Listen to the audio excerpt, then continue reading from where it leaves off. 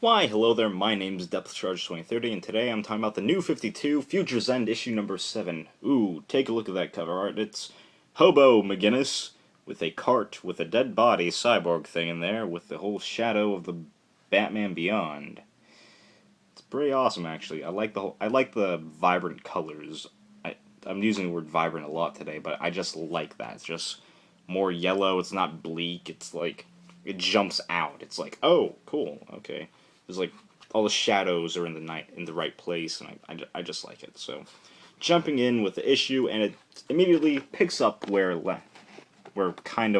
ended with Frankenstein, with him, Amethyst. They're in the Phantom Zone. There's Black Adam, and he's like being like, I will escape and exact my revenge on Superman because he put me in here. He's the only one who ever puts people in the Phantom Zone. You don't need to shout that at us. We know this because we read comic books.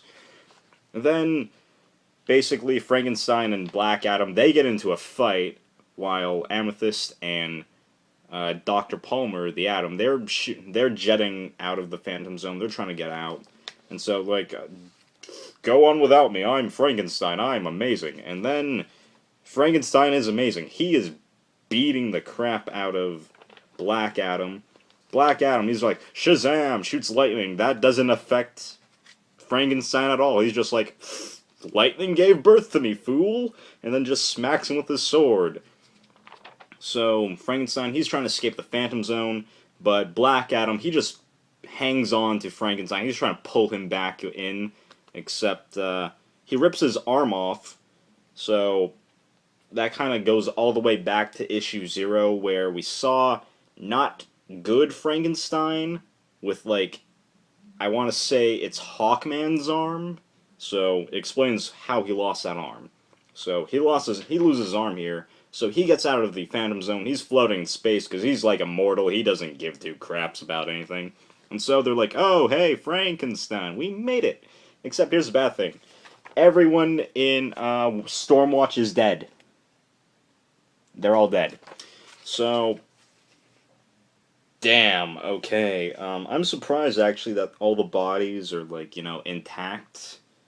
Because it's space. And I'm surprised they aren't just bones or stardust at this point in time. Because, the care exploded. Moving on. So, then we go over to the office of Lois Lane and her whole website. And then Tim Drake's girlfriend, Madison Pain is her name. She just pops in. She's like, I want to ask you about my boyfriend, whose name is Cal Corcoran, who's Tim Drake. So she's like asking things, and Lois Lane, being the reporter she is, she's like, go on.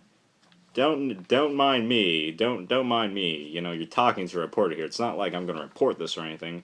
And so we learned that, this was established earlier, but it also kind of brings up the forefront of Madison's, like, personality, brings all that to the forefront, and how she's kind of trying to build up her life from how the whole Earth 2 war, how that played out with her father going on trial. She's just trying to rebuild her life from that, and she kind of doesn't want Lois Lane interfering with that, with her and Tim Drake. So, yeah, I actually kind of like that, but like seeing that scene from that, I really like. So then we cut over to what the Firestorm duo are going on about. So one is Rush is his name, I think. Jason Rush, I think. I don't know. These two are weird. I don't really care about them.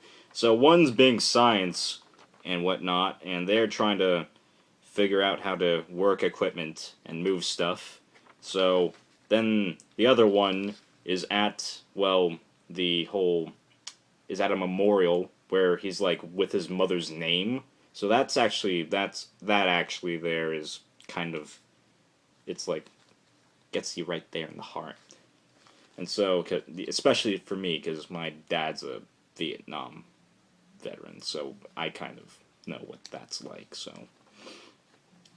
Moving on, then we cut over to Cadmus Island, where Deathstroke is, Slade Wilson, he's in this. He's talking to that one tutu little child thing from the last issue, and then they're like, oh, hey, Grifter's here. He's like, my team's 7, buddy, what?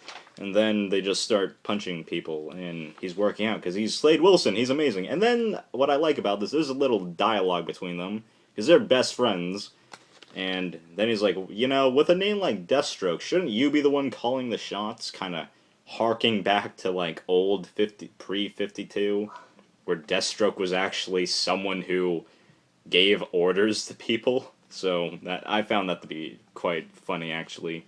Then we go over to Grifter, and he's being like, oh, hey, guy. And then he's like, oh, wait, Deathstroke's here? What? So it's like, all of that. And then we learn the name of this tutu child thing named 50 Sue. That's interesting.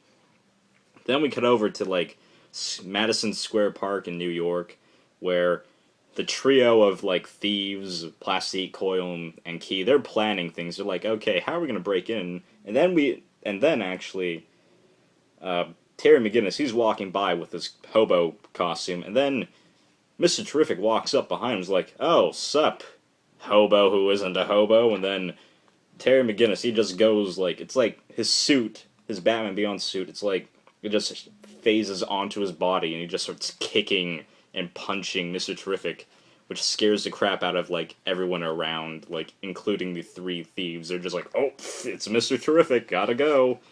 And so, because Terrific Tech's, like, Mr. Terrific's people are, like, closing in, Terry, he's forced to abandon the cyborg, and the cyborg is, like, future Plastique, so that, it gets knocked over, and then they're like, oh, what the frick is that? Even Plastique, she's like, is that me? And that's where the comic ends, with everyone being like, what? And so, yeah, that's where it ends. So, for this issue, I liked it. There's, like, I liked it. I just really liked it. The art, it's more consistent, even though the Cadmus Island stuff is just, like, it's like, it goes from consistent art to Cadmus Island, then back to consistent art. It's kind of how it goes, I think. I don't know. And then we go with the story. There was honestly some, like, emotional things in there that I enjoyed. I enjoyed seeing this supporting character to Tim Drake, despite Tim Drake not being there. She's like, that kind of brings that up, although I'm kind of like, who are you and why are you here? And then we go over to Frankenstein, who is, he's the most badass DC character around. He just smacks people and goes on limping, and then Stormwatch is dead. I just spent the entire month of May talking about them, so I'm kind of like, oh dear God. So, goddamn, Stormwatch, why? So, yeah, I like this issue. I'm going to give it a 4 out of 5, and my name's Deathstroke 2030, and I'll see y'all later.